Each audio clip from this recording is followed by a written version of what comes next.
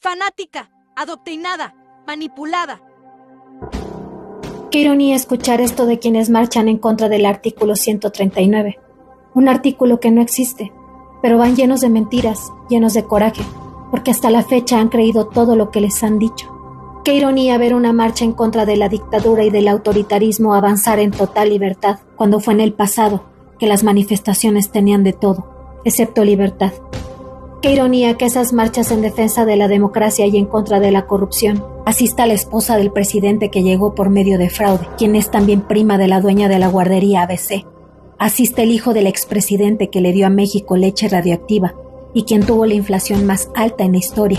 Asistan los partidos que se niegan a que el poder legislativo y judicial lo elige el pueblo. Y para colmo, mientan y se digan ser marchas apartidistas, cuando fue el magnate dueño de la oposición quien las convocó. Qué ironía que digan que la Constitución no se toca y desconozcan las 400 veces que se ha modificado en los últimos sexenios. Qué ironía la aguerrida defensa de los organismos de transparencia, esos organismos que son todo menos imparciales, que hacen millonarios contratos con funcionarios públicos y que mueven la ley para cobrar millonarias pensiones infinitas. Qué ironía que los que prometieron hospitales, daban quimios de agua y monopolizaron las medicinas, sean hoy los indignados por el manejo de la pandemia, cuando el país se vacunó en su totalidad y a pesar de los altísimos índices de hipertensión, diabetes y obesidad, nuestro índice de mortandad fue menor que en países de primer mundo. Qué ironía que los más preocupados por el agua sean los que la privatizaron, los que tienen sociedades con empresas que explotan el recurso y los que construyen indiscriminadamente sin importar si el agua alcanzará para todos. Qué ironía que exijan justicia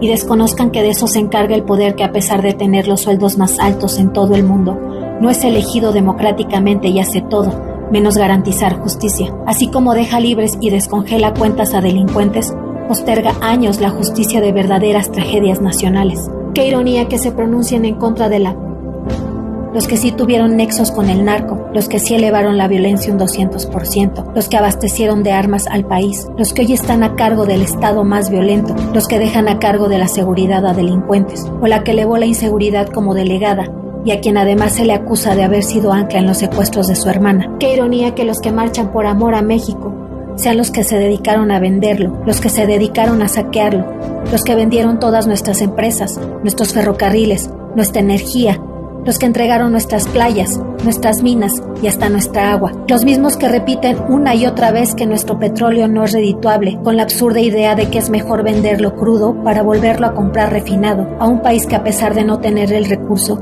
se hace rico explotándolo de otros países. Qué ironía que estos mismos que saquearon al país y no hicieron ni un solo proyecto de desarrollo durante décadas, sean los que se dediquen a desacreditar la recuperación de nuestra aerolínea, la recuperación de nuestra energía, la recuperación de nuestro petróleo, demeritan la creación de 2 aeropuertos, del tren más novedoso del mundo, que genera empleos dignos en las zonas más pobres y olvidadas del país, y la creación del corredor interoceánico, el grandioso proyecto que conecta el Pacífico con el Atlántico y que será el más importante paso comercial internacional, como lo fue el Canal de Panamá. Qué ironía que los que lanzan campañas de ecocidio en contra de la franja del Tren Maya sean los responsables de las verdaderas tragedias ambientales del país. ¿Quiénes dieron los permisos a Calica? ¿Quiénes le permitieron a la empresa minera estadounidense destruir nuestro Caribe mexicano? Más de 30 años devastaron 2.400 hectáreas a cielo abierto, una actividad prohibida en cualquier otro país.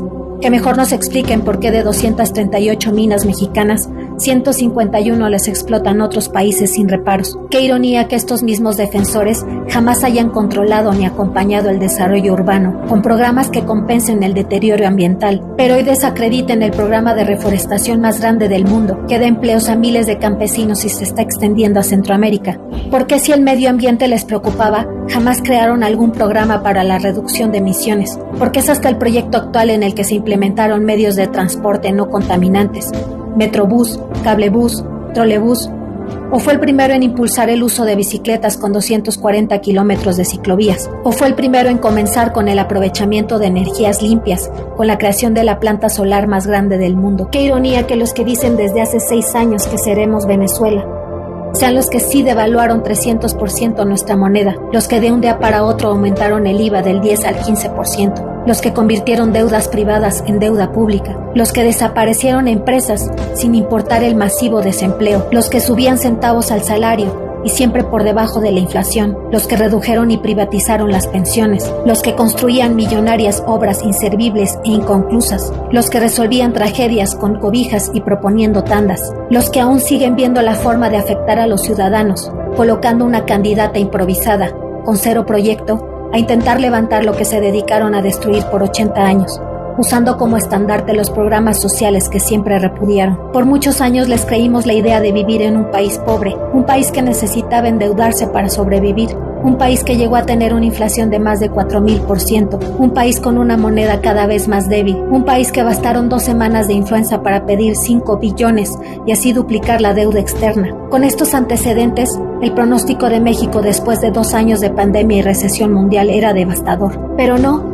Para nuestra sorpresa y pese a la peor crisis mundial en 100 años, mientras otros países tardan en recuperarse, México por primera vez no pidió ni un centavo, no aumentaron los impuestos, no se interrumpió el desarrollo. Todo lo contrario, México hoy tiene el menor índice de pobreza en 40 años, el menor desempleo a nivel mundial, tiene la moneda más fuerte frente al dólar, la gasolina y la canasta básica por debajo de la inflación, y además se coloca en segundo lugar en crecimiento económico y captación extranjera a nivel mundial. Hoy México es el 5º principal productor de petróleo y tiene la gasolina más barata que incluso en primer mundo. México se dejó ver como en realidad es, un país rico pero siempre saqueado. Basta un poquito de historia universal para saber que detrás de esta guerra sucia en los medios no solo están los magnates y políticos corruptos. A esta campaña que inició hace años se le sumaron intereses internacionales descontentos por ver cómo se les cierran las llaves. Y como lo han hecho con otras naciones que defienden lo que les pertenece, preparan un ejército de traidores a su patria, llenándolos con noticias falsas para desestabilizarlos y así justificar sus tan anhelados golpes de Estado. Pero México ya no está solo. Hoy somos millones de mexicanos los que estamos listos para defender lo que nos pertenece.